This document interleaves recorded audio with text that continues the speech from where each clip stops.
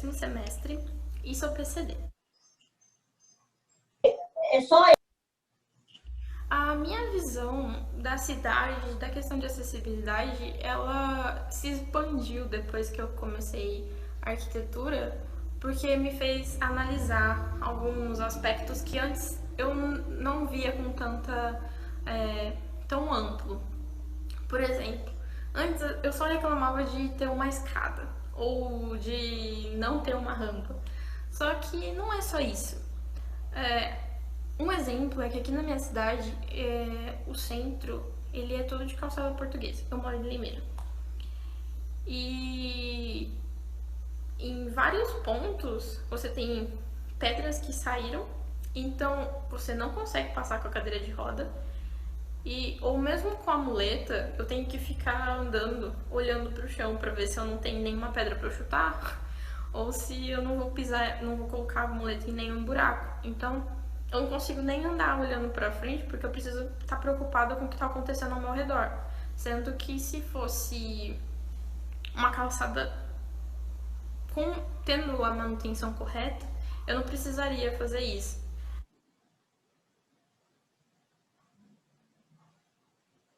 Não são todos os lugares que têm locais para eu sentar. E eu não consigo passar muito tempo andando sem me sentar ou ficar muito tempo em pé. Então, quando eu vou sair, eu tenho que me planejar, pensar se naquele lugar tem um lugar para eu sentar ou se não tenho que levar alguma coisa para poder sentar. E são coisas que seriam facilmente resolvidas. Além disso, tem quanto à mobilidade em locais menores. Várias lojas ou estabelecimentos não pensam em como uma cadeira de roda vai circular ali dentro. Então eu tenho dificuldade para me locomover, às vezes eu não consigo nem chegar no caixa. E então eu me sinto excluída, como se não pudesse ter acesso a esses lugares. Quanto ao desenho universal, eu acho que ele é bastante importante porque ele traz essa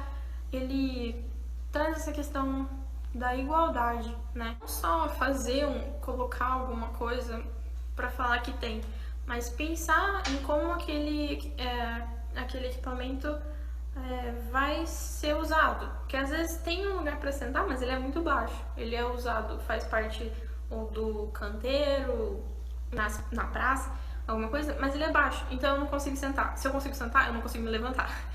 Então, são coisas que a gente precisa pensar com mais cuidado. E é isso que a arquitetura tem que fazer, ela tem que incluir as pessoas e não excluir elas. E o layout faz parte do nosso trabalho. Pensar nas cidades faz parte do nosso trabalho. Pensar em como as pessoas vão permanecer naquele lugar, como que elas vão passar por aquele lugar, faz parte do nosso trabalho. Então, eu acho que pensar em como as pessoas, não só de um ponto, como que ela vai acessar aquele lugar, mas como que ela vai chegar até aquele lugar. Como que o caminho que ela vai ter que percorrer até chegar naquela rampa, como que ele é. Se ele é facilitado.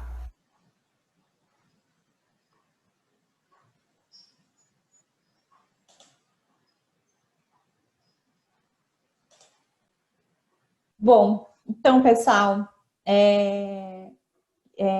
queria apresentar vocês. Quem vai palestrar para a gente hoje sobre o tema neuroarquitetura, um olhar sobre a acessibilidade, é a Amanda e a Mariana. Elas foram minhas colegas no curso de neuroarquitetura que eu fiz, na NeuroArch Academy, e elas gentilmente aceitaram, né, o convite para vir palestrar para vocês, para contar um pouco para vocês o que é a neuroarquitetura e como que a gente pode ter esse olhar sensível para a acessibilidade. Então, eu vou passar a palavra para elas e agradecer a presença de vocês. Vou ficar com o microfone fechado, mas qualquer coisa é só me chamar, tá? Boa noite. Eu estou muito feliz de estar aqui com vocês.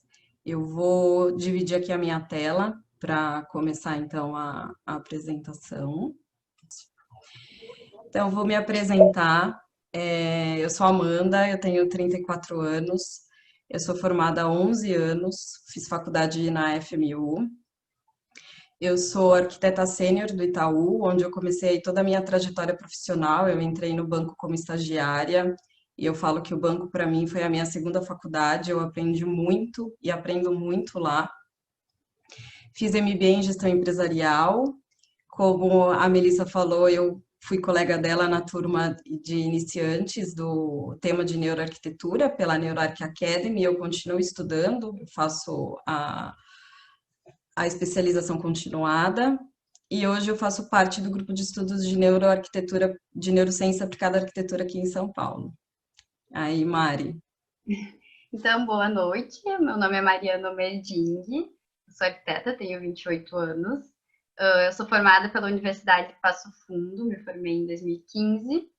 Sou especialista em construção civil, gestão, tecnologia e sustentabilidade pela Unicinos, que foi aonde eu encontrei a neuroarquitetura no final da minha pós, quando fui fazer o meu artigo final de especialização. Foi lá que eu conheci o tema e comecei a estudar, muito por conta.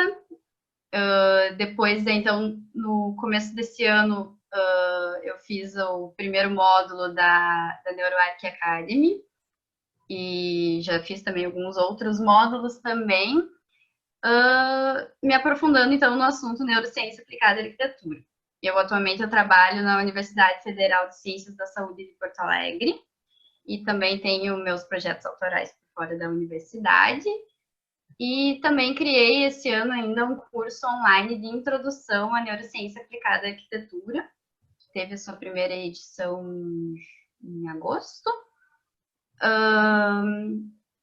E participo do grupo de estudos de neurociência aplicada à arquitetura aqui de Porto Alegre. Assim como a Amanda participa de São Paulo, eu participo aqui do Sul. Acho que pode passar.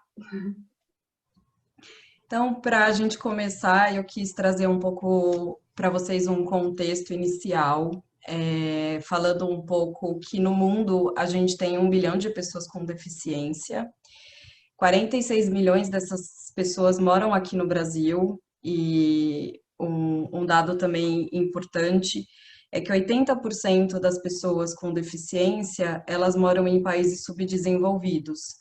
Muito por uma questão de violência, muito por uma questão de saneamento, de acidentes que acontecem. Então, a gente tem um número de deficientes físicos nos países desenvolvidos superiores aos países desenvolvidos. Somente 6%, né, 6,6% dessas pessoas chegam ao ensino superior. E hoje o Brasil tem 900 mil vagas de trabalho, mas somente 400 mil estão preenchidas. Então, esses dados super relevantes quando a gente olha a questão da acessibilidade, né? Então, o quanto não ter acessibilidade influencia diretamente nesses dados. Em 2018, a ONU fez uma alteração na simbologia, não sei se vocês estão vendo o meu mouse, fez uma alteração na simbologia universal, né? Então, esse símbolo hoje é o que, de fato, a gente usa para os portadores de deficiência, né? Então, nesse símbolo, a gente tem as 5 deficiências interligadas, né, em conjunto, de forma abraçada. Porque aquela simbologia antiga que a gente usava, ela não representava todo mundo, né? Então, hoje, as deficiências auditivas, físicas, visuais, intelectuais e múltiplas, elas estão representadas por esse bonequinho. E aí um termo correto para a gente falar das pessoas são pessoas com deficiência, né? Hoje a gente não tem usado mais o termo PNE, PCD, a gente não faz mais o uso dessas palavras. E sobre acessibilidade, né? A acessibilidade, ela é garantir que a pessoa com deficiência faça suas atividades com segurança e autonomia. E quando a gente fala em acessibilidade, a gente tem alguns tipos de acessibilidade. E aí eu queria começar falando para vocês da que eu acho que a gente tem que começar mesmo, que é mudando o nosso mindset. Então, que é a acessibilidade atitudinal.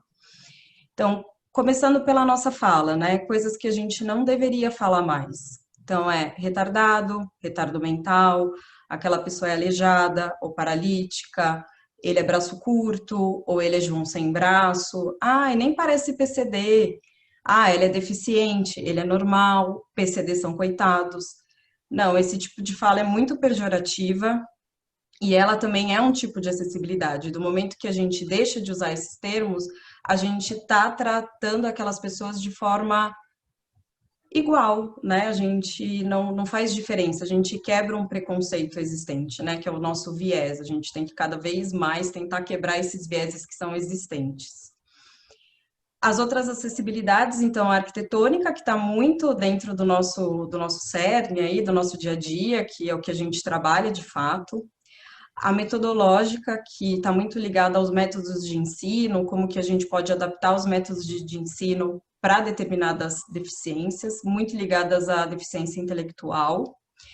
A gente tem a acessibilidade instrumental, que a gente dá um instrumento para que essa pessoa consiga fazer as coisas com segurança e autonomia. A comunicativa, que aparece muito nas propagandas, né, que é a linguagem em libras. A programática, que é muito ligada a decretos, leis, algo do ponto de vista mais jurídico. E a natural, que eu achei super interessante, eu não conhecia essa acessibilidade, mas um exemplo muito legal é a cadeira de rodas que foi adaptada para uso no mar, né? Então, alguns hotéis já têm essa cadeira, algumas praias, quiosque também tem. Então, foi considerada uma acessibilidade natural porque faz uso de um espaço natural. E fazendo a ponte, então, para a Mari começar a partir dela... Peraí, Amanda, só desculpa te interromper. Acabou de acontecer Imagina. um probleminha aqui, desculpa, tá? O link vai cair, dessa sala vai cair, porque como eu criei numa sala que não tem licença para o dia de sexta-feira, o link vai cair. Então, todo mundo vai cair, e aí todo mundo pode usar o mesmo link para voltar para a mesma sala, tá? Então, desculpa o transtorno, mas eu criei o link tudo errado, gente. Fiz uma confusão com esse negócio, porque hoje não é meu dia de aula, e aí então a minha sala não está licenciada para o dia. Mas eu não sabia que aí quando ela não está licenciada, ela não consegue ficar o tempo todo que eu programei. Eu programei 3 horas, mas ela vai cair daqui a pouco, tá? Então, se cair, a gente volta e inicia de onde parou, tá bom? Tá bom. A Adriana falou que tá tentando resolver, então a gente vai ver se consegue, da próxima vez que voltar, ficar sem cair, tá bom? Desculpa, tá, meninas? Desculpa mesmo. Imagina. E aqui, fazendo a ponte para a Mari começar a partir dela, a gente trouxe, então, esse artigo científico que vai muito de encontro com a fala da Letícia, no começo, que a Melissa trouxe, que a gente traz, então, todas as dificuldades que as pessoas com deficiência têm para sair de casa. Esse estudo foi feito com 8 deficientes que moram em Minas, numa cidade histórica, então, com uma cidade cheia de ladeira, com pisos em paralelepípedo, e eles falam muito isso, então, a questão da dificuldade de sair, né? Então, o quanto isso é ruim, o quanto isso causa isolamento. E aí, fazendo um pouco o link com os dados que eu trago, que eu trouxe no primeiro slide, é muito isso, né?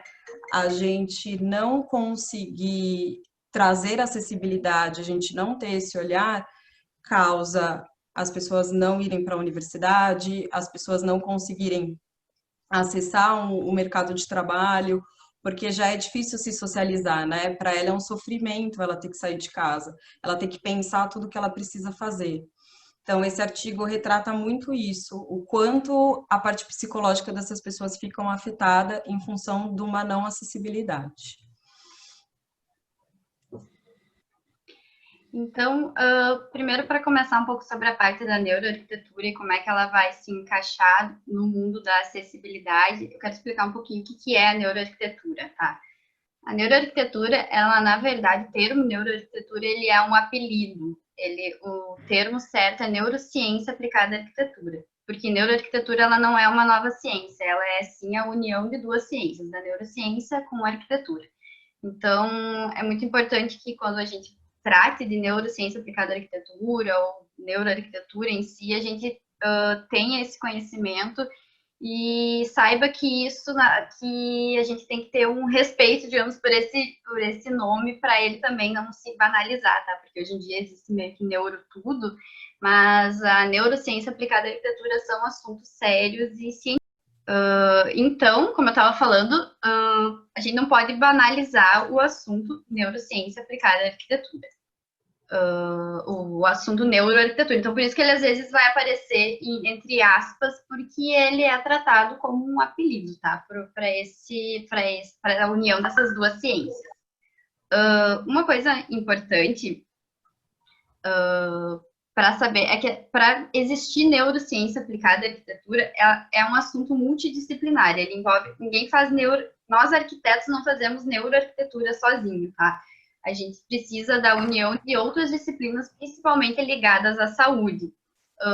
Porque depois vocês vão... A neuroarquitetura, ela estuda como que o ambiente impacta o ser humano fisiologicamente. Então, assim, enquanto a gente está exposto a determinado ambiente, seja ele interno ou externo, ou na parte urbana, enfim, a neuroarquitetura está em todas as escalas e quando tu está utilizando esse ambiente, você está sendo impactado por ele. Então, a neurociência aplicada à arquitetura, ela vem estudar quais respostas fisiológicas você está dando do teu corpo por estar em contato com o ambiente.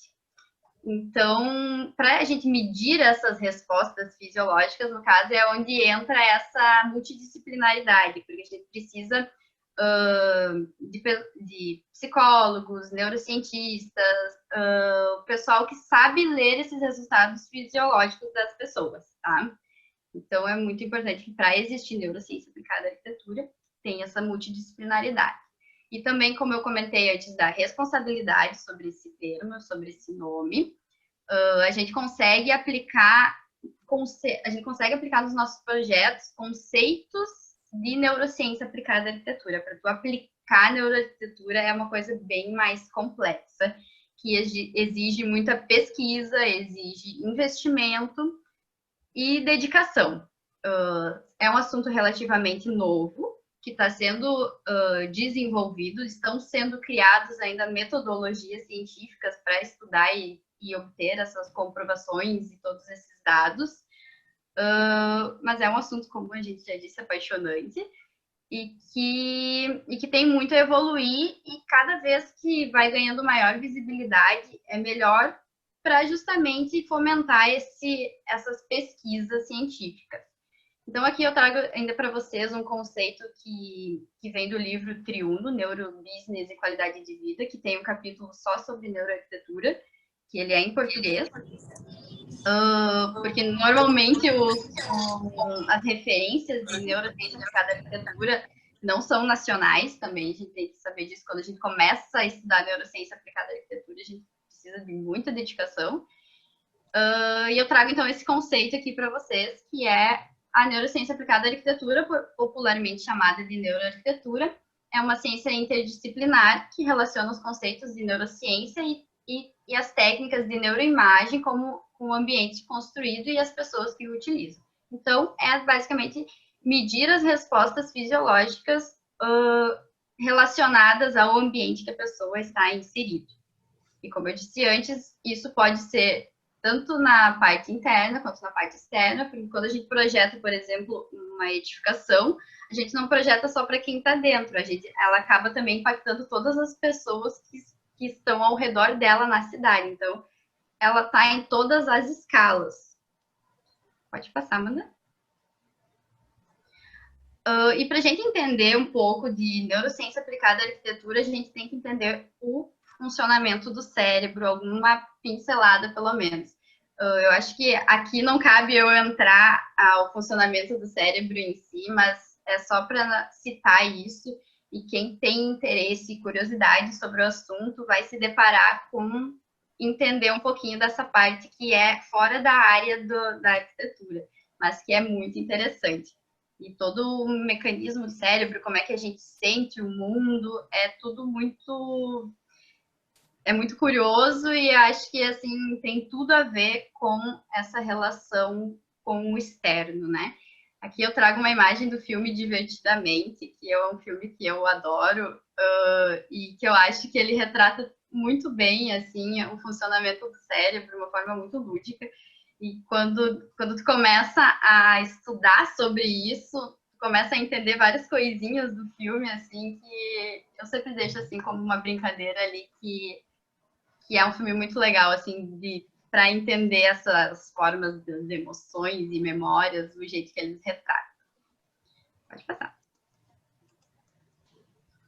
Então, assim, o que pra gente, quando a gente estuda neurociência aplicada à arquitetura, normalmente a gente tem um objetivo, que é quando a gente é para fazer projetos mais assertivos, tá? Então, o que a gente quer? A gente quer medir esses dados, essas respostas fisiológicas, para a gente conseguir fazer um projeto que acerte melhor com o nosso objetivo. Por exemplo, assim, a gente quer fazer um ambiente corporativo, que quer incentivar o aumento de produtividade, o aumento de criatividade. A gente tem que fazer toda uma pesquisa de como é que é essa empresa, da cultura dessa empresa, dos usuários em si, dos funcionários. E a gente tem, então, um objetivo que é aumentar a produtividade, aumentar a criatividade. Esse objetivo é onde a gente pode usar esses dados da neurociência aplicada à arquitetura para a gente conseguir esse objetivo. Então, assim, normalmente esses objetivos como criatividade, produtividade, felicidade, eles vêm de uma base que é o bem-estar. Então, assim, e o bem-estar vem de onde? O nosso bem-estar do nosso corpo, ele vem de um bem-estar que é fisiológico, que é das nossas atividades vitais, do nosso corpo em si, e do nosso bem-estar psicológico também. Então, basicamente, assim, unir o nosso bem-estar fisiológico, das nossas respostas vitais, juntamente com o nosso bem-estar psicológico, ele cria, então, o verdadeiro bem-estar que vai emanar em criatividade, produtividade, felicidade e enfim. Tudo isso vai depender do objetivo do projeto, né? Aqui eu citei, por exemplo, o ambiente corporativo, mas pode, por exemplo, ter o projeto de um spa, por exemplo, que o objetivo é relaxamento. Então, são outros fatores todos que vão ser estudados para isso, mas esses dados de como obter realmente bem-estar, relaxamento, diminuição de estresse, tudo isso a gente pode conseguir lá dos estudos de neurociência aplicada à arquitetura. Pode passar? Então, aqui a gente traz... porque, assim, na verdade, a neurociência aplicada à arquitetura, ela é são estudos completamente empáticos. No momento que tu começa a estudar esse tema, tu começa a ver que a gente é muito perceber o outro, personificar as coisas, fazer o projeto para o outro, para quem vai estar habitando esse lugar. Não exatamente fazer o projeto que eu, arquiteta, acho que vai ser mais legal, sendo que eu não vou usar aquilo ali, né? Então, eu acho que esse olhar pelo outro tem tudo a ver com acessibilidade, né? Com o que a gente comentou lá no comecinho, que é que nem até a própria entrevista ali que a Melissa passou, que a menina mesmo começou a perceber várias outras coisas que ela precisava, que faziam sentido para ela, que não era só uma questão de ter rampa ou não. Então, é se colocar no lugar dessa pessoa, é entender quais são os problemas que ela enfrenta, as dificuldades que ela enfrenta. E eu acho que, assim, que a neuroarquitetura e a acessibilidade podem se complementar muito bem. Até para incentivar dentro dos estudos de neuroarquitetura, e a gente começar a incentivar por essa parte de acessibilidade, acho que é um ramo muito grande que pode dar aí, pode se abrir aí. Então, aqui a gente trouxe alguns conceitos, não sei se a Amanda quer comentar sobre a equidade e a igualdade. E a ideia aqui é a gente promover os espaços de forma, não com igualdade, mas com equidade. Até a figura ilustra muito, né? Então, quando a gente fala de igualdade, está todo mundo no mesmo caixote. E aí a pessoa que é alta conseguiu enxergar, a pessoa que é baixa, médio, e o cadeirante, nada. Quando a gente promove a equidade desses espaços, que a gente faz com que ele seja usado por todo mundo, a gente cria mecanismos para que todo mundo possa ter a mesma coisa, né? Então, a pessoa que é alta, ela não precisa de um caixote, ela vai enxergar. A que é baixa, ela precisa de 2 caixotes. E o cadeirante, ele precisa de uma rampa. E aí todo mundo vai ver o jogo de forma igual. Acho que é um pouco Entender isso as que a imagem traz. individualidades, né? É entender as individualidades para todo mundo conseguir o mesmo objetivo, né? E promover, então, a interação social e, de fato, haver esse maior respeito entre todos, né? Diferente das condições que a pessoa está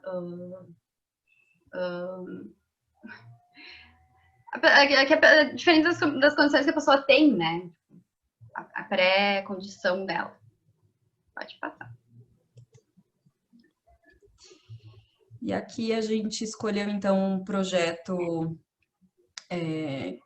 de um espaço público. A gente estudou alguns projetos para poder aqui apresentar para vocês, aí a gente escolheu esse, muito porque ele tem um viés muito de acessibilidade. O projeto é da Biblioteca Mário de Andrade, aqui em São Paulo. Ele foi feito em março de 2007, na verdade, um projeto de reforma, porque o projeto original é de 1935. Foi desenvolvido pelo Piratininga Arquitetos Associados.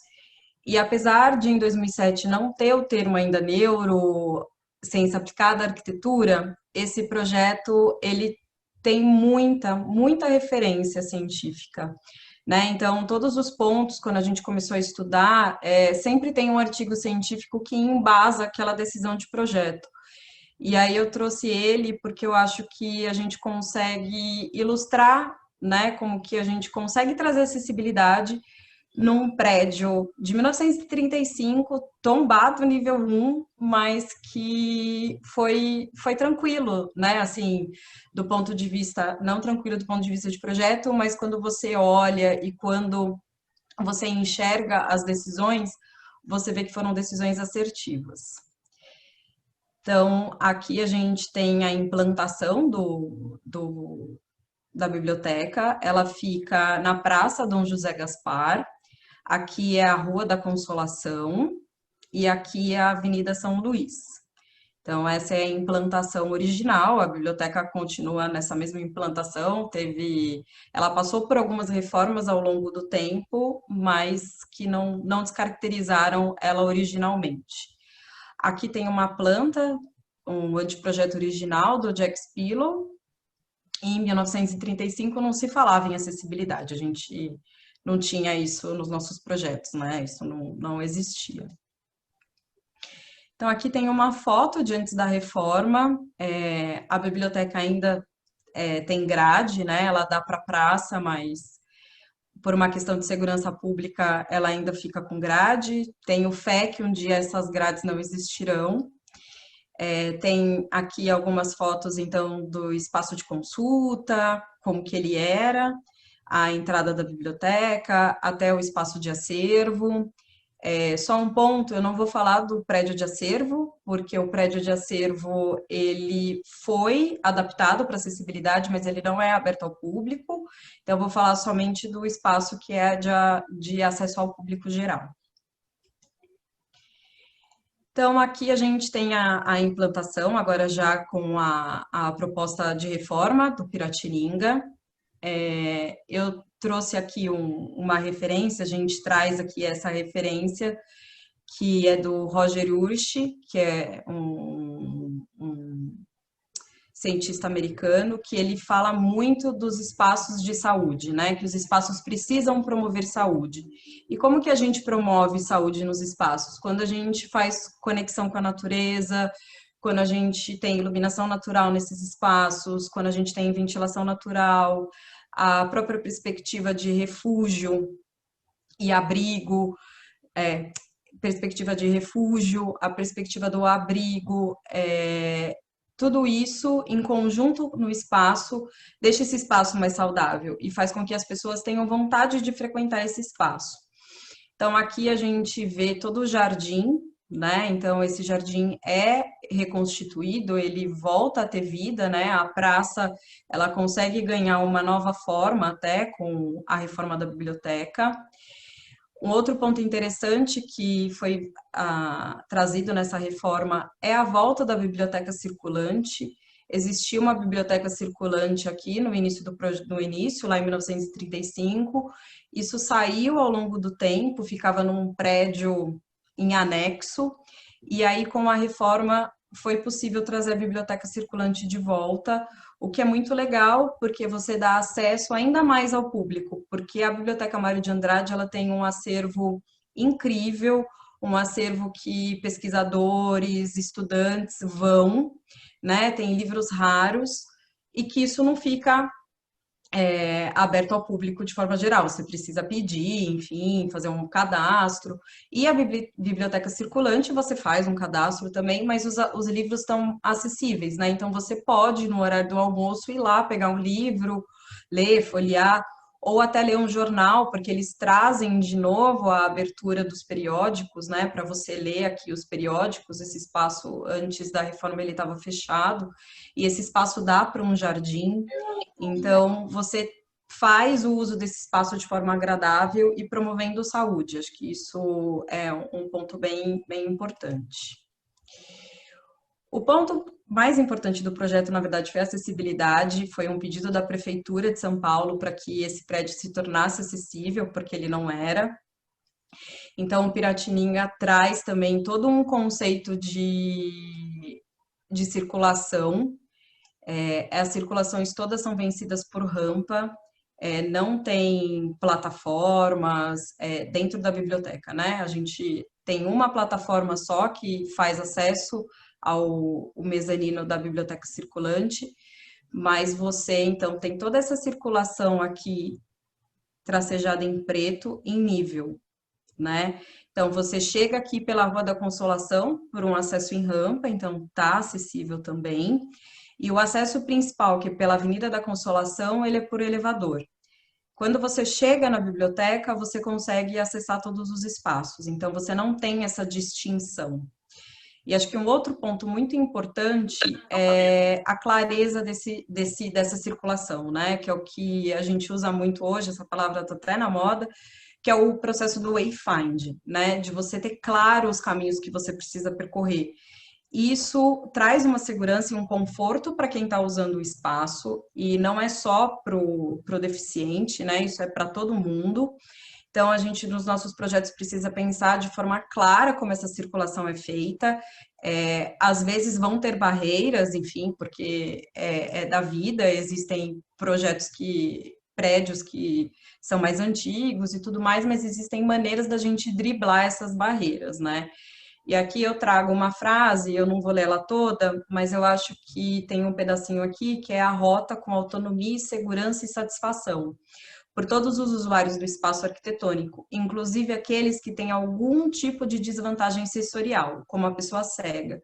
Então, é muito importante para essas pessoas que o caminho seja claro, né? Que a gente não tenha nenhum impedimento, ou que o caminho fale, né? Ou que ele tenha uma iluminação diferenciada. Esse processo do wayfind é muito importante, e é importante para a acessibilidade também. Então, aqui tem umas fotos, aqui a foto da entrada, então, da Avenida São Luís, que é a entrada em rampa, e é bem sutil. Eu usei muito a biblioteca antes da reforma, eu trabalhava no centro de São Paulo, então eu ia na hora do meu almoço na biblioteca, e é muito sutil, você percebe sutilmente essas intervenções todas, do lado de fora, né? Do lado de dentro é mais impactante. Mas do lado de fora não ficou tão gritante, você colocar uma rampa ou você colocar um elevador. Tudo foi feito de forma muito sutil. E aqui a gente tem a vista, então, da biblioteca circulante. Quando a gente viu a foto antes, que ela era toda amarela, tinha pouca iluminação, aqui a gente vê já a diferença. Então, todo o mobiliário foi disposto de forma a criar uma circulação coerente, a não criar barreiras. A gente tem piso tátil por toda a biblioteca. Os espaços entre as estantes, as mesas, cadeiras, tudo é acessível. E para acessar o mezanino, a gente tem uma plataforma. Então, o mezanino, ele também é acessível por todos. Então, aqui até tem um corte mostrando, né, a vista, o corte, mostrando aqui o acesso para o mezanino. Que é um pouco da gente usar o desenho universal, a gente garantir que esses espaços, eles possam servir de socialização, né? As pessoas têm o direito de ir e vir, né? E isso faz muito parte dela se tornar cidadã, né? Dela poder ter acesso, porque acho que a acessibilidade é isso também, né? Você ter acesso aos espaços, e isso não é só na biblioteca, isso é na cidade, né? Acho que as nossas cidades precisam muito de um conceito de wayfind e de acessibilidade. Então, aqui tem a circulação principal, né? Que é a circulação que traz esse conceito, né? Do ligar um ponto ao outro, né? Que é essa passarela aqui de vidro, né? Esse passarelão aqui de vidro. E nessa foto a gente vê muito a conexão com a natureza, né? A conexão com a cidade. Então a gente está no centro de São Paulo, numa praça que é bem gostosa, por sinal, a praça é muito legal. E você tem essa perspectiva, você está dentro do prédio, mas você também está dentro da praça. Acho que isso é um ponto que eles conseguiram trazer muito forte no projeto. Essa entrada aqui, a ideia original do projeto é que aqui também, dentro da praça, a gente tivesse algum mobiliário que pudesse servir para uso da biblioteca, mas a prefeitura achou melhor deixar isso fechado, até por uma questão de investimento em segurança e tudo mais. Então, vocês veem aqui que tem a rampa, que é possível a gente acessar a praça por essa passarela, mas isso não acontece, infelizmente. E aí, por fim, acho que um outro ponto que eu acho que é super importante é a questão da iluminação. O projeto luminotécnico, ele é muito importante, ele é nosso aliado, né? Ele é um dos nossos complementares aí em todos os projetos, e ele se torna super importante quando a gente fala de acessibilidade também, né? A importância da gente não causar sombras, da gente não causar ofuscamento, da gente fazer um balizador, né, entre a luz natural e a luz artificial, o trabalhar com brises, né? Aqui eles também trabalham com brises. Então, acho que toda essa questão de conforto, de iluminação, isso também é importante quando a gente fala de acessibilidade. Então, eu trouxe aqui tudo isso que eu falei, eu trouxe uma referência científica, acho que para endossar ainda mais esses pontos, né? Endossar aqui o projeto. Eu quero agradecer o Piratininga, que disponibilizou todo esse material para divulgação. E agora, a Mari. E eu acho que ainda, né, falando ali do estudo de caso que tu trouxe, ainda tem vários conceitos de neuroarquitetura que também estão ligados nesse projeto, como biofilia, que é o contato nosso com a natureza, enfim, essas questões de iluminação também é muito forte dentro da neuroarquitetura, então está tudo muito interligado, né?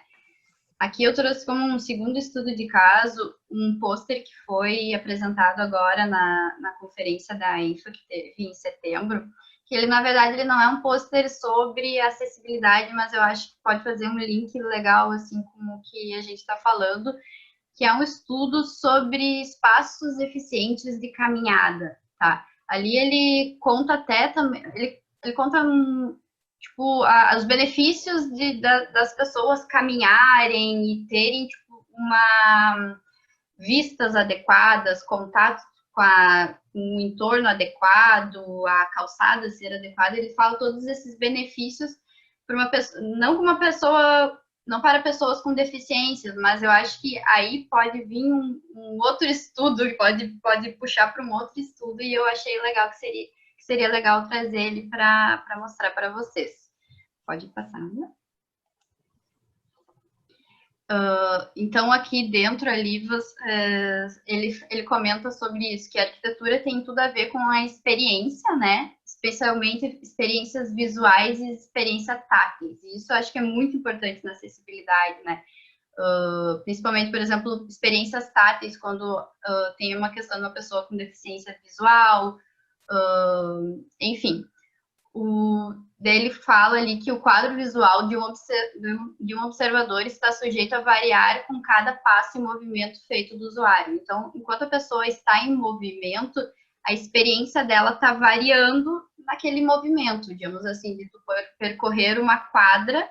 Esse movimento de tu percorrer uma quadra, tu tá sendo exposto a várias experiências do teu entorno, como eu disse, e dos materiais que estão sendo usados para tudo. Tanto a tua experiência visual, quanto a experiência que tu tá tocando teus pés ali, ou em casos de acessibilidade, questões da calçada ser adequada, de rampa, enfim.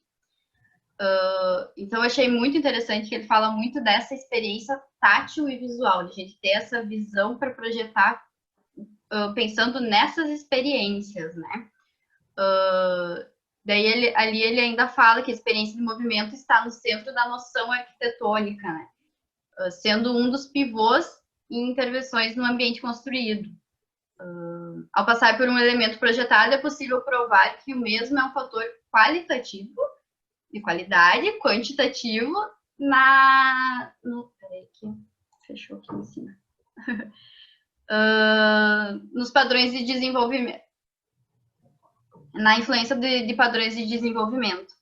Então, é justamente isso. Ao longo desse movimento, tu está sendo exposto quantitativamente, de quantidade de materiais e exposições que tu tem, e qualitativamente também, qual é a qualidade disso tudo que está sendo exposto, né? Então, pode passar. Aqui, então, ele fala alguma coisa ainda sobre a influência do visual do entorno, de acordo com os materiais, que remetem à natureza, materiais naturais, madeiras, vegetação, enfim, eles acabam sendo mais suaves para nós, é um contato mais suave, um contato mais calmo para nós.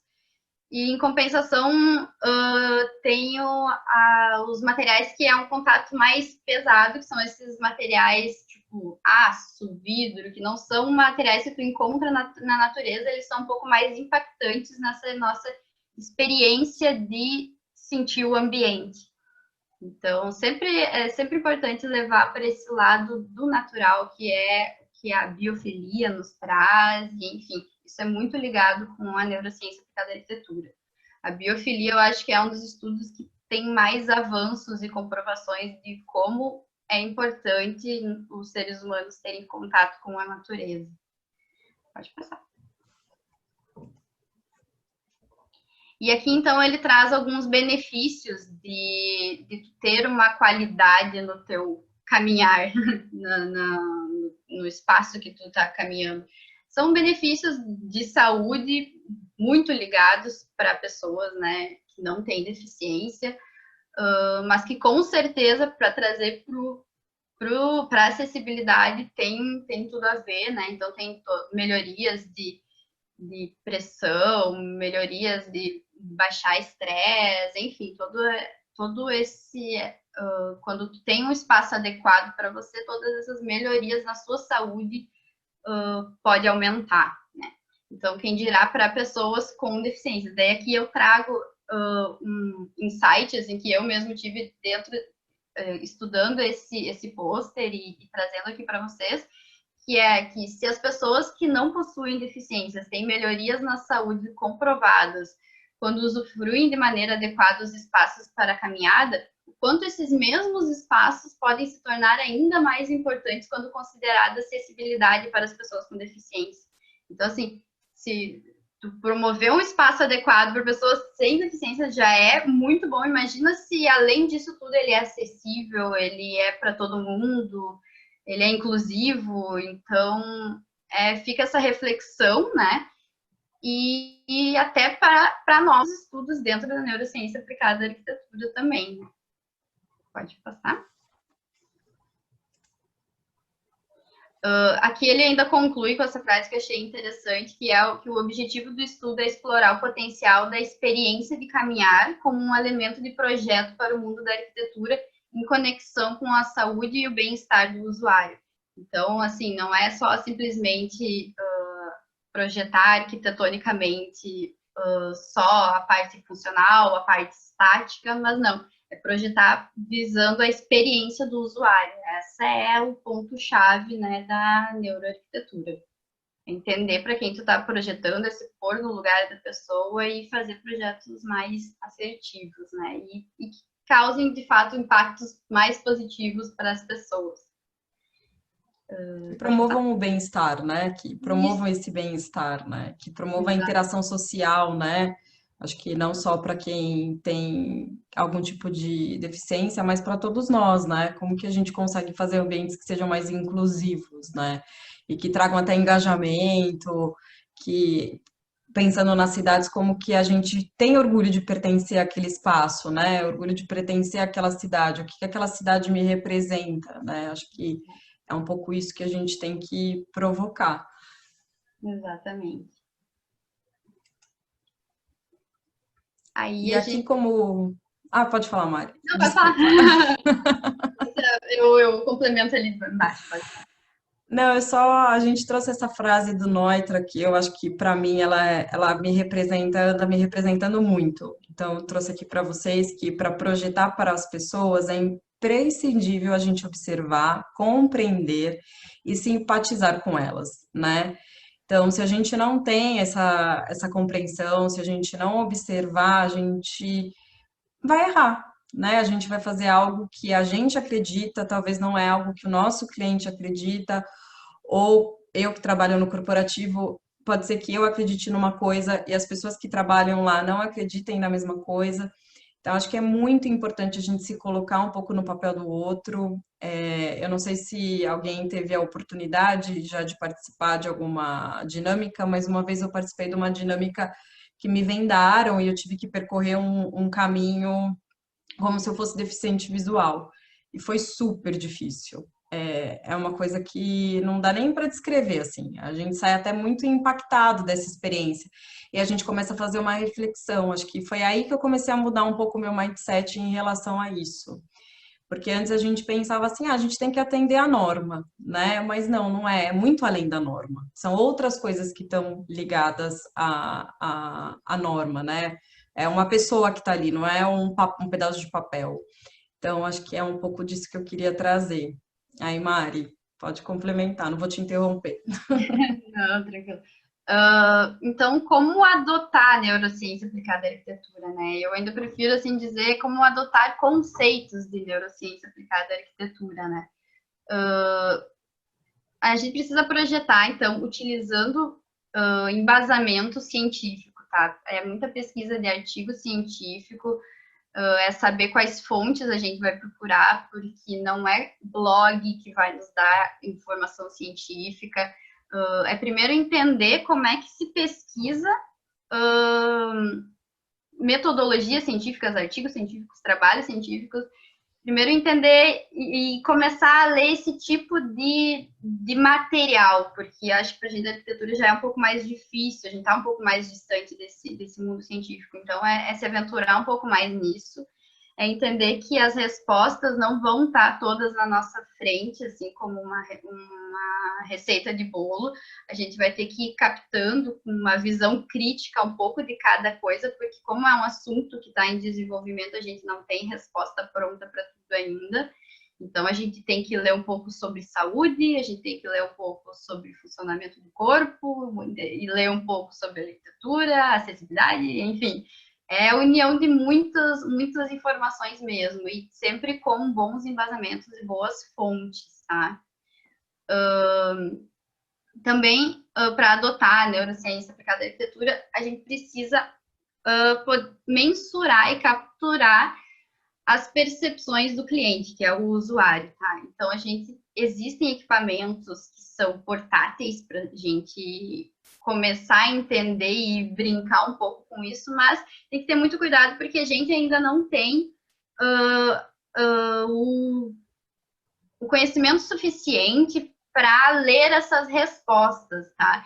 Porque, por exemplo, assim, no momento, tu pode usar um óculos de realidade virtual para apresentar um projeto que vai dar uma sensação melhor para o teu cliente estar naquele ambiente, Mas no momento que tu usa, por exemplo, alguma medição de frequência cardíaca, de resposta galvânica, tudo isso vai completando, e isso é neurociência aplicada à arquitetura, mas a gente precisa ter capacidade para ler esses resultados, tá? Então, isso existe sim, isso pode ser feito, mas tem que ser feito com muito cuidado e tem toda uma metodologia e critérios para se seguir para tu conseguir, de fato, aplicar tudo isso, tá? Uma das coisas que eu acho que é muito aplicável para o nosso dia a dia como arquiteto é os briefings e os feedbacks. Metodologias de briefing e feedback. É entender para quem tu está projetando e se deu certo aquilo ou não.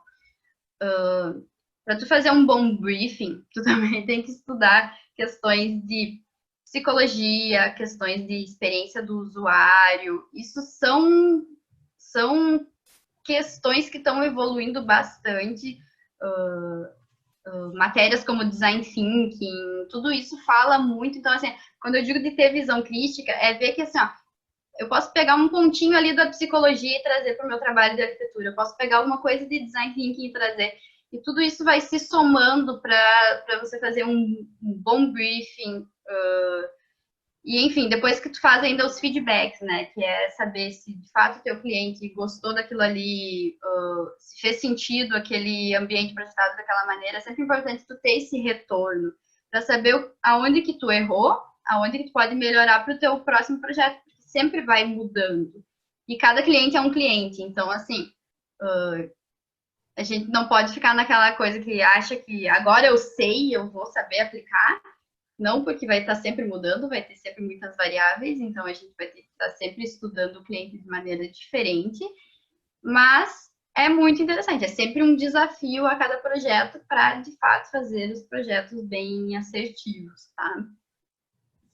Então, buscar as referências de metodologias científicas, né, para aplicar as técnicas, porque, como eu disse, a gente pode brincar aplicando alguns equipamentos portáteis, mas para tu, de fato, fazer uma pesquisa e aquilo ser científico, tu tem que seguir algumas metodologias, tá? E isso, quem é da área acadêmica sabe bem, assim, já vem com um embasamento melhor, assim, para entender como é que faz essas metodologias.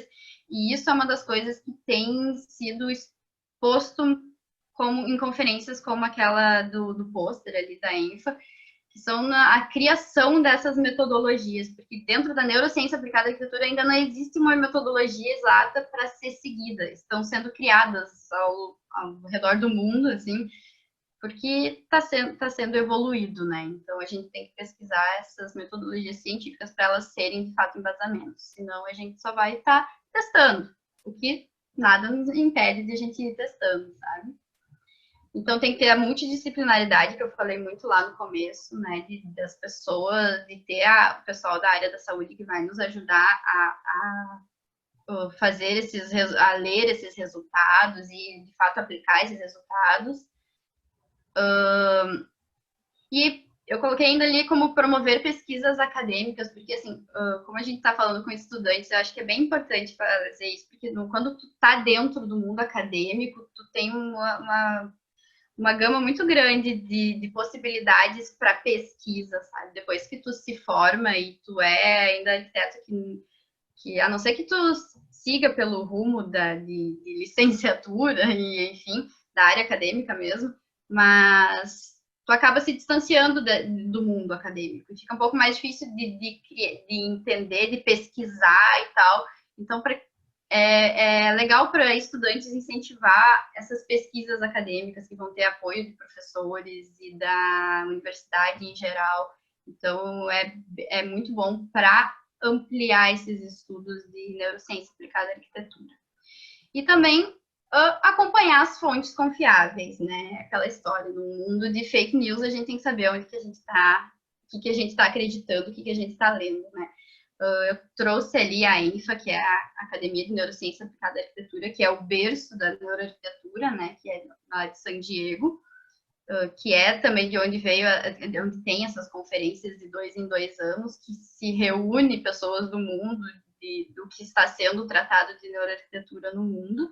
E eu ainda trouxe a NeuroArch Academy, que é aqui do Brasil, que as meninas elas têm uma boa divulgação de material de neurociência aplicada à arquitetura, né? E elas também, a gente pode dizer que são fontes confiáveis, porque elas também são muito responsáveis com o tema, né? E tem outras fontes por aí também, mas sempre cuidando muito bem de onde vem, lendo sempre de onde vem e não acreditando em qualquer coisa. Então, quando tá muito fácil, a gente desconfia e criando essa visão crítica mesmo, assim, dos estudos que estão sendo desenvolvidos. E não sei se tu quer falar mais alguma coisa, Amanda, para concluir. Não, acho que é isso. Acho que vocês que estão estudando têm uma oportunidade incrível, né, de desenvolver, de tentar aplicar esses conceitos que a Mari estava falando. Acho que cada vez mais isso vai estar muito interligado, cada vez mais a gente vai fazer projetos multidisciplinares, né? A arquitetura por si só não vai ficar sozinha, né? Acho que o mundo está se globalizando de uma forma e a gente vai acompanhar.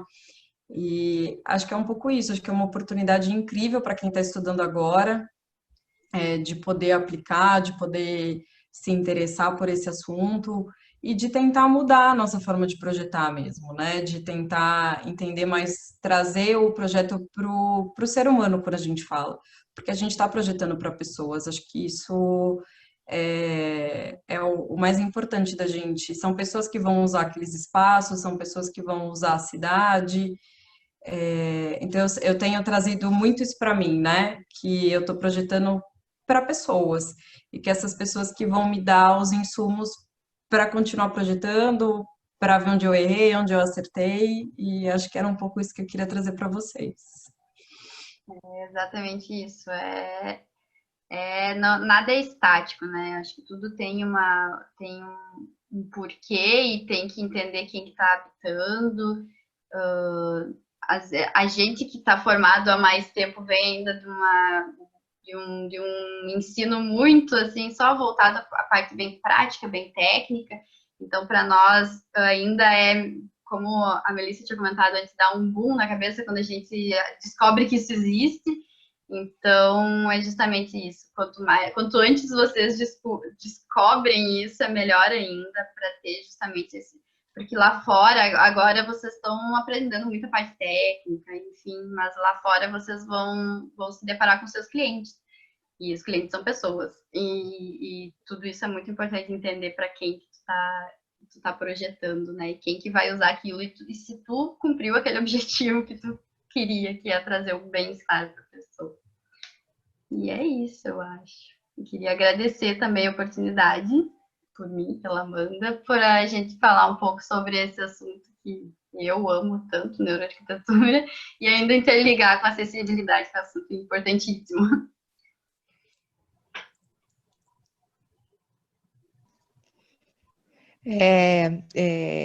Meus alunos ouvem muito falar isso, né? Que nós precisamos entender que o projeto de arquitetura é uma hipótese, né?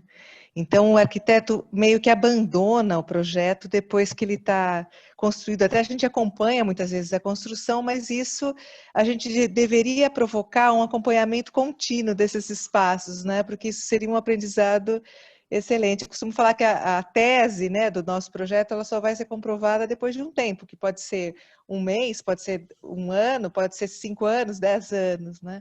Mas é interessante a gente pensar em mecanismos de acompanhamento disso, né, que a gente vai produzindo e vai reciclando. Eu tenho vários colegas arquitetos que, nesse momento de pandemia, foram acionados pelos próprios clientes para fazerem alterações nos espaços, principalmente residenciais, né? Então, eu acho que é uma boa forma da gente pensar nesse acompanhamento de projeto e o que a gente poderia colocar. Aí eu quero que vocês comentem isso, por favor. E mais uma coisinha que eu já vou colocando, que é a questão do biofeedback, né? Que hoje a gente tem formas de mensurar isso, que estão aparecendo cada vez mais, né? E que interessante seria a gente pensar nisso nos espaços arquitetônicos, principalmente nos espaços públicos. Acho que em escolas a gente conseguiria fazer algumas medições. Queria que vocês contassem um pouquinho como é que está sendo esses processos de biofeedback relacionados aos espaços arquitetônicos. Sim, eu desde que eu estava na faculdade, eu sempre achava que a faculdade de arquitetura tinha que ter uma cadeira de psicologia, né? Porque eu achava que tinha tudo a ver e às vezes eu não conseguia nem entender, assim, porque às vezes a gente ganhava lá pronto o programa de necessidades, tá, mas espera isso aqui é a parte técnica, tá? Eu sei que tem que ter X cadeiras, uma mesa, não sei o quê, mas eu preciso de mais para poder projetar, né? E depois que eu fui descobrindo que existe a neuroarquitetura, que foi vindo toda essa parte assim, mais empática, né, da arquitetura. Sim, está sendo desenvolvido essas questões de biofeedback para a arquitetura, mas ainda é algo assim muito em desenvolvimento, porque ele depende de muitas variáveis, né? Quando tu está exposto a um ambiente, tem toda a tua carga emocional, né? Toda a tua memória afetiva sobre aquilo, sobre o ambiente que tu está exposto e elementos do ambiente. E, enfim, por isso que se torna tão complexo tu medir o que de fato do ambiente está te provocando determinadas sensações. Tu medir a pessoa, tipo, que ela teve algum nível de estresse aumentado ou diminuído em determinado momento, que teve a resposta galvânica de questão de suor, ou até mesmo ondas cerebrais, isso tu consegue medir. O problema que está e que precisa se desenvolver muito essas metodologias são as questões de o que do ambiente está provocando isso, né? Isso que torna a complexidade da neuroarquitetura tão grande, assim. Então, sobre o biofeedback, é assim uma das coisas que mais está se desenvolvendo, mas estão se criando metodologias, sabe? Não tem ainda uma resposta que, assim, para dar para vocês, tipo, sigam nessa linha aqui, que é isso daí. Então, tá se criando ainda muitas questões, assim. E também foi apresentado até na conferência da INCA, muitas questões dessas medições de biofeedback, né? O neurofeedback, que é as respostas das ondas cerebrais, ele é uma coisa bem complexa também, porque pelo tipo de medição também, né? Porque é uma coisa bem sensível. Então, tem estudos sendo feitos usando os neurotransmissores com daí, então, realidade virtual, né? Porque ele precisa de uma certa estabilidade e tal, para não ter resposta alterada, enfim, estão sendo desenvolvidos. Tem que, assim, ficar, na verdade, de olho em tudo o que está surgindo, principalmente nessas fontes ali que eu comentei, para poder acompanhar mais essa história do biofeedback. Eu acho que complementando um pouco o que a Mari falou, eu acho que esses investimentos também é um investimento alto, né, para os escritórios. Então, acho que isso torna mais difícil, né? Em alguns projetos nossos, a gente usa óculos de realidade virtual e acho que foi muito legal, porque deu uma visão, não é todo mundo que consegue ler uma planta, não é todo mundo que consegue ter uma visão espacial. Então, quando a gente faz o uso do óculos, né, de realidade virtual, dá uma perspectiva melhor do que aquele ambiente, ou até já traz um feedback, não gosto de uma parede de tijolinho, sei lá, né? Então, você já consegue, às vezes, consertar ali na partida, mas eu vejo muito uso desse óculos, acho que os outros elementos, um pouco do que a Mari falou, e acho que um pouco até do investimento que precisa ser feito. E aí, quando você falou da pandemia, Adriana, eu acho que ela foi uma alavanca muito forte para as pessoas começarem a entender o quanto o ambiente que elas estão precisava de mudanças, né? Eu vou dar o exemplo meu. Eu trabalho fora, então quando eu comecei a ficar na minha casa, eu comecei a reparar em várias coisas, né? E aí eu falei, gente, eu estou estudando isso e na minha casa eu não estou praticando, né? Então eu não cuido bem de planta, então eu não tenho uma planta em casa. Aí eu falei, não, eu preciso mudar isso. né? Eu preciso deixar meu espaço mais aconchegante, já que eu vou trabalhar em casa, como que eu consigo arrumar um espaço, um cantinho para que eu possa trabalhar? E eu, acho que como eu, muita gente se deparou com essa situação, ou de querer até estar conectado com a natureza, né? Então, de promover uma saída da cidade, né? Então, eu vou fechar minha casa na cidade, vou para o interior, porque lá eu vou ter mais tranquilidade. Eu acho que isso foi uma alavanca para a gente entender o quanto a gente estava afastado de tudo isso, né? O quanto a nossa rotina, o nosso estresse, o quanto a gente não valorizava o nosso ambiente que a gente vivia, né? E quando a gente se isolou, todo mundo se isolou, a gente falou, peraí, alguma coisa está faltando. Então, está faltando essa conexão com a natureza, está faltando, lógico que o isolamento social é complicado, então faltava o contato com as pessoas, mas eu acho que a falta que a gente sentiu foi muito isso. Então, acho que por isso que os arquitetos estão sendo tão cogitados nessa pandemia, porque a gente quis reformar a casa, a gente quis mudar, a gente quis aumentar os espaços, construir novos espaços, abrir janela, enfim, acho que todas essas escolhas é um comportamento, né? Acho que está muito ligado à neurociência aplicada à arquitetura. Trazer o sol, né, Amanda? Trazer o sol para dentro das casas, Sim. né, que a gente ficou isolado.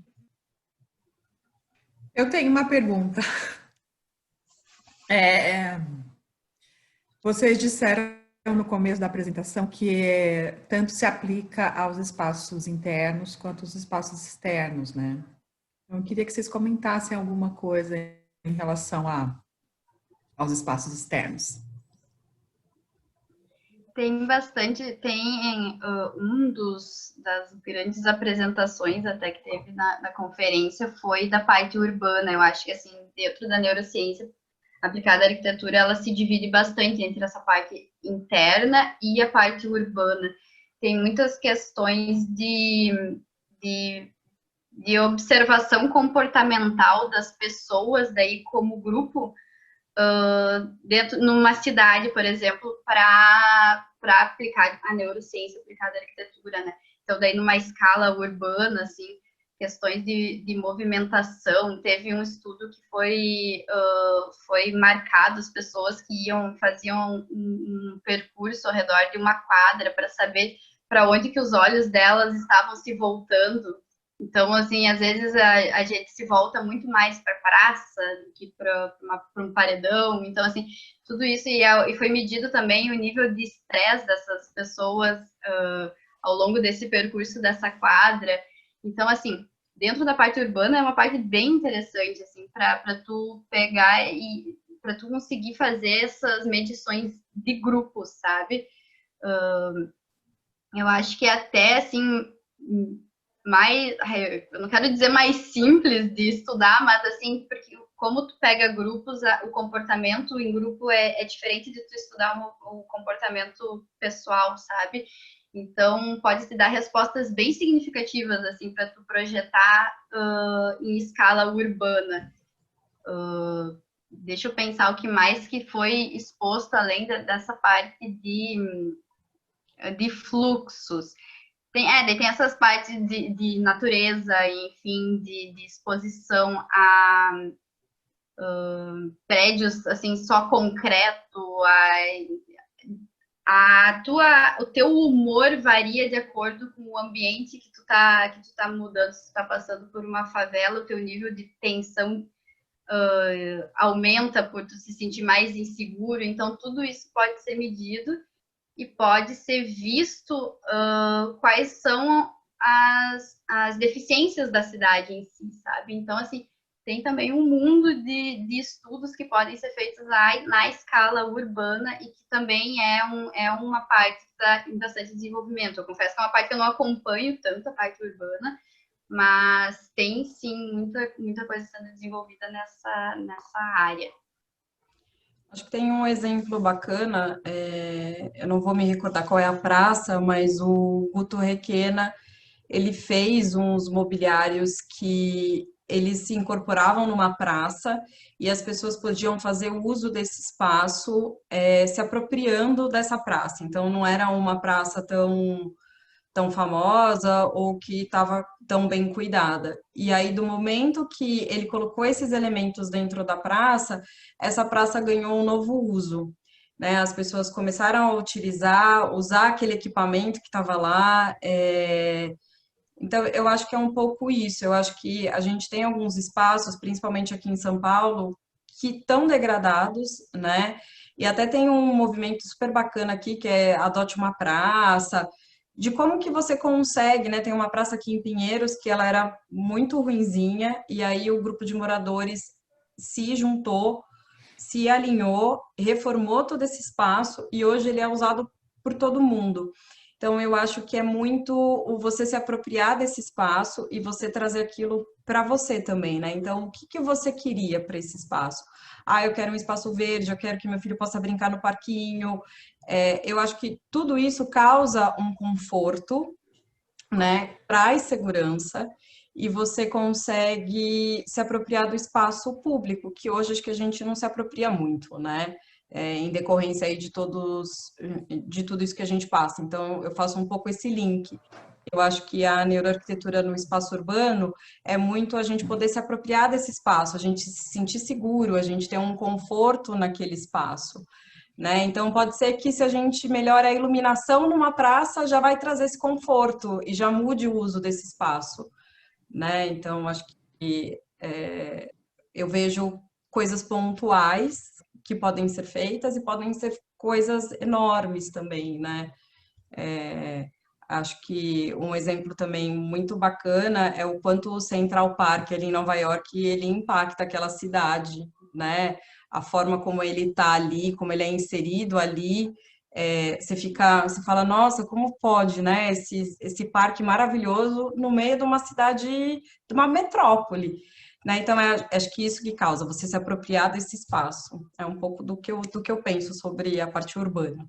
Tem outra coisa também que eu esqueci de comentar, que tem as questões de tecnologia que estão sendo desenvolvidas para dessa parte de óculos 3D e da tecnologia dos games que está vindo para ampliar essa parte de tecnologia 3D, porque além de tu visualizar, tu consegue interagir, né, virtualmente com aquilo, que é a tecnologia dos games dentro da arquitetura. E também tem estudos da parte urbana, de fazer o projeto e tu visualizar no óculos 3D como vai ficar antes de fazer a intervenção. Então, como a intervenção urbana ela é algo muito grande, né, e demanda bastante dinheiro e movimentação em si, para essa parte da tecnologia avançando também tende a agregar muito, né, em projetos urbanos. E também torna possível fazer uma pesquisa com os usuários do local. Então, tu vai tu vai mudar determinado ambiente, tu pesquisar o público, como é que o público reagiria com aquela intervenção. Antes dela acontecer, tu já tem uma noção se aquela intervenção vai ser boa ou não, enfim, e tu daí poder propor ainda soluções antes de intervir, eu acho que é importantíssimo, assim. E isso está bastante ligado na área do urbano.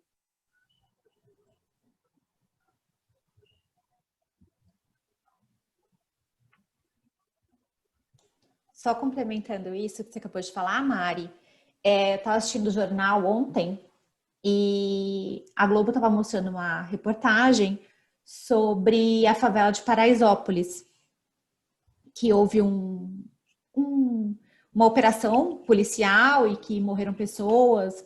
Não sei se vocês se recordam disso, foi o ano passado, em dezembro, e estava tendo um baile funk, enfim, na favela. A polícia entrou e acabaram pessoas morrendo, pisoteadas, né, por conta da confusão. E aí, a polícia tem uma Paraisópolis virtual.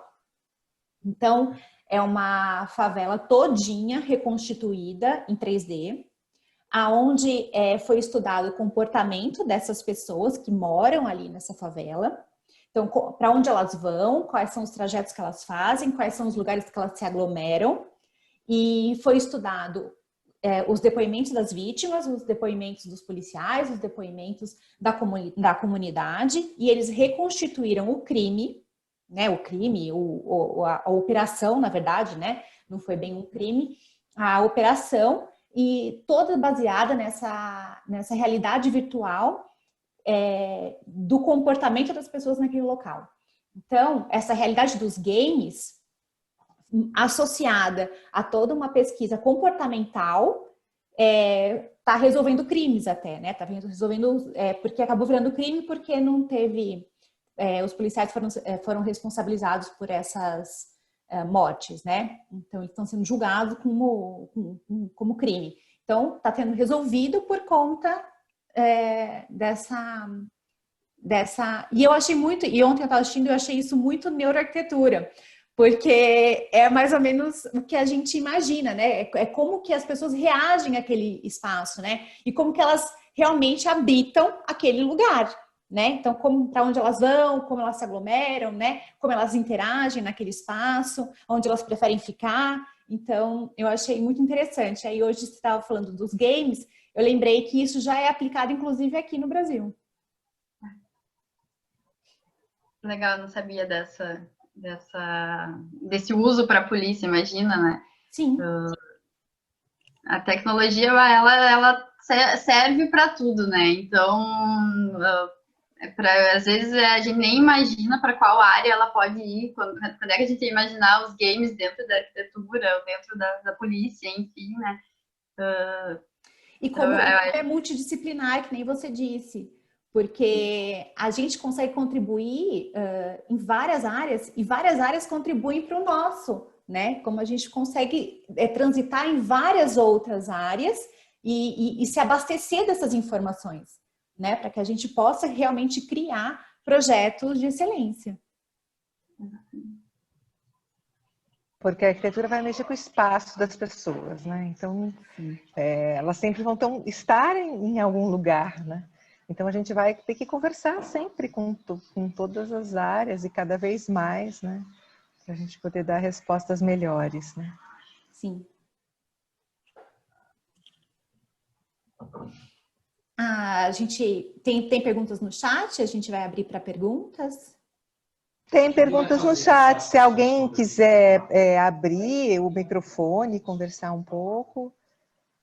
Perguntar para aproveitar, né, o privilégio de ter as meninas aqui conosco.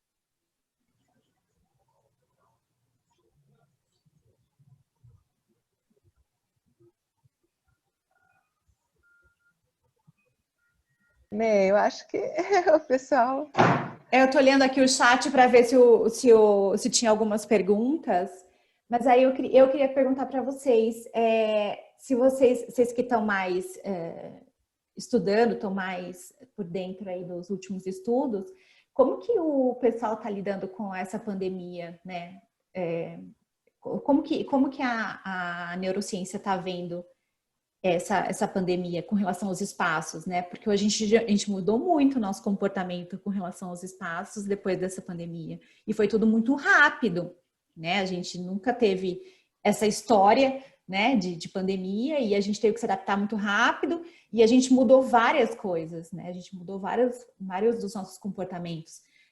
Já tem algum estudo sobre isso? Eu acredito que esteja sendo desenvolvido, né? Foi comentado um pouco sobre a pandemia, né, nessa conferência, só que como a própria conferência mudou, né, porque ela é presencial em São Diego e foi online dessa vez, então tudo mudou, mas eu acho que a relação mesmo está muito naquilo que a Amanda já trouxe também, de a gente finalmente parou e olhou para os lados, sabe? Então, e a gente começou a perceber que a nossa casa talvez não estava com a nossa cara, que estava faltando uma coisa aqui ou lá. A gente começou a repensar toda a maneira de trabalhar. Muita gente precisando ter um espaço de home office que antes não tinha. Então, eu acho que veio para justamente começar a ter esse olhar para dentro, mas para fora, entende? Assim, eu pensando assim, olhar para fora, mas pensando que eu preciso, o que eu quero, o que faz sentido realmente para mim, sabe? Eu estou vivendo esse ambiente ou eu estou só correndo, né? Então, eu acho que a pandemia veio muito para isso. E eu acho que ela valorizou os ambientes, sabe? As pessoas, como eu disse, pararam para observar onde eles estavam, sabe? E valorizou também quando tem que sair, quando quer sair, quando vai aproveitar um parque, quando quer, sabe? A pessoa foi com muito mais, as pessoas estão querendo voltar com muito mais vontade, querendo viver mais os espaços e a interação social em si. Então, eu acho que a pandemia veio muito para esse sentido, assim. Falando um pouco aqui do meu mundo corporativo, a gente vem desenvolvendo muita pesquisa até para saber como vai ser o comportamento aí das pessoas no pós-pandemia, né? E a gente tem feito, eu estou fazendo um trabalho até junto com as meninas lá da NeuroArc, e a gente tem percebido que as pessoas falam muito uma palavra socialização, né? Então, essa palavra tem sido muito usada. Então, como os nossos ambientes vão propor essa socialização? Dado que as pessoas ficaram em isolamento social, ainda estão em isolamento, né? Porque a gente flexibilizou, mas a gente não vê todo mundo que a gente gostaria de ver, a gente não tem contato com toda a família, né? Tá num núcleo mais restrito. Então, essa palavra surgiu muito, e aí ela tem sido muito importante para mim, como arquiteta, para pensar num espaço de trabalho, né? Então, aquele espaço de trabalho que a gente tinha antes, convencional, com as estações de trabalho, até tem os espaços colaborativos, as salas de reuniões, eu acho que tudo isso muda, né? A forma da gente fazer reunião mudou, né? A forma de vocês darem aula mudou. Acho que tudo isso vai ter uma mescla, né? A gente vai viver um ambiente muito híbrido, eu acho. Mas eu sempre falo que nós somos seres sociais e a gente precisa do contato humano. Então, é por isso que essa palavra socialização me marcou muito, porque as pessoas percebem isso, né? Então, quando a gente falava lá atrás, né? Ai, nossa, queria muito trabalhar em casa. Ai, porque se tivesse um home office. Ai, sim, é bom trabalhar em casa, eu acho que tem vários pontos positivos, mas o fato da gente não socializar, ou a gente não trocar ideia, não trocar figurinha que a gente fala, não ter aquele café, né? Aquele momento ali que você te sai um pouco, né? Então você tá ali, tá focado, aí você vai, para, toma um café, conversa, troca uma ideia. Eu acho que tudo isso os nossos ambientes vão precisar proporcionar ainda mais, né? Porque eu acho que o trabalho, você ir para o trabalho, ele vai ter uma outra. Não vai ser, você não vai só para o trabalho, acho que você vai lá para socializar de fato, né? Para você trazer novas ideias, para você trabalhar muito mais de forma colaborativa. E aí acho que pensando um pouco também no pós-pandemia, acho que toda a parte psicológica, né, ela vai ser muito afetada. Então, os nossos ambientes, já está sendo, né? Acho que os nossos ambientes têm que promover saúde também, né? Ele tem que promover aí saúde e bem-estar. Eu fiz essa provocação exatamente por isso, porque também fala-se muito sobre saúde, né? Como os espaços precisam ser, promover essa segurança que ele está saudável, né? Que você pode ir para lá com segurança, que você não vai se contaminar, né? E aí na segunda-feira a gente recebeu aqui a Silvana, né? E ela é cadeirante e ela estava falando que muito do distanciamento que a gente tem hoje é o distanciamento, é a medida, né? 1,5 metro é a medida do giro da cadeira, né? Então, que tipo, essa acessibilidade, né, que a gente pede hoje, é a acessibilidade que eles pedem, né? Porque é aquele espaço, é o seu espaço seguro, é o seu espaço de direito, né? Que você tem de 1,5 metro para você se sentir, se você socializar, mas se sentir seguro, né? Para que ninguém invada o seu espaço, né? E eu achei muito bonito que ela falou isso, porque a gente faz isso, né? Com as pessoas que precisam. de acessibilidade, né? Que portam uma cadeira de rodas e a gente não dá esse espaço. Então, a gente invade esse espaço dela. E hoje a gente sente o quanto é importante a gente ter esse espaço para poder socializar, né? Então, eu achei interessante a referência que ela fez, e aí fica para a gente pensar, né?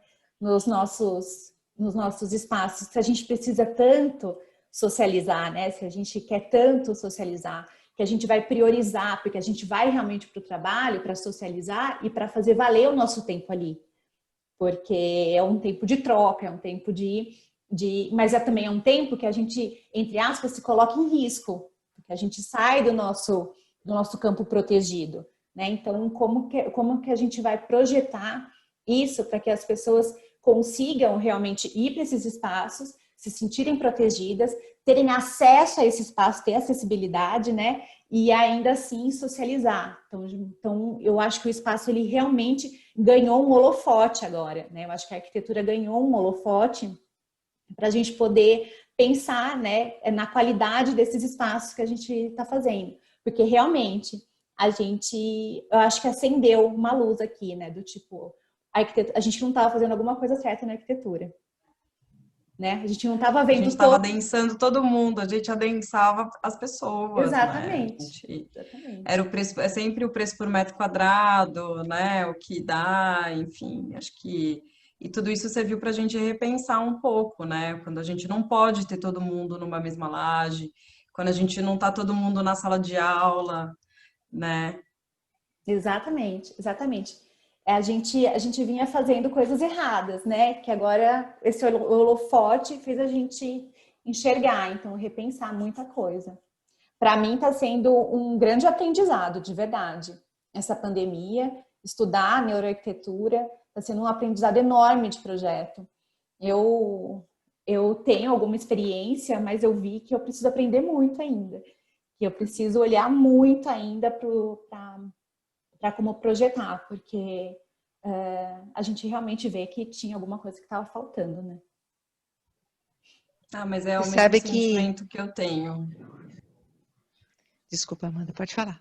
Não, é o mesmo sentimento que eu tenho, que a Melissa falou, é o mesmo sentimento, é igual. Deu uma inquietação, Acho que né? todos nós, né? Sabe que em ATIS, né, em assistência técnica, mudou, assim, o foco já estava mudando, né, sobre os espaços da assistência técnica, da regularização fundiária e tudo mais, mas o olhar do espaço que as pessoas estão no meio da cidade, né, a carência desses espaços irregulares, né, dessas famílias morando juntas, mais do que pensar só nas áreas de ocupação, nas ocupações de risco, pensando nessa saúde, nesse bem-estar, nessas pequenas ocupações, assim, que a gente nem chama de ocupações, né, nessa carência, nessa precariedade que tem a arquitetura no meio da cidade legal, né? E é interessante como isso intensificou muito o discurso da assistência técnica em arquitetura para esses lugares. Então, assim, é uma dimensão do repensar, né, a arquitetura, do repensar os espaços, que a gente ainda não tem todo na mão. Todos os grupos estão pensando, né? Isso eu acho que vai dar uma alteração nos rumos da arquitetura. Espero, né, que a gente sempre possa alcançar outros patamares, assim, de qualidade, né, de respeito. Também acho. Isso. Alguém tem alguma dúvida? Alguém quer colocar alguma coisa?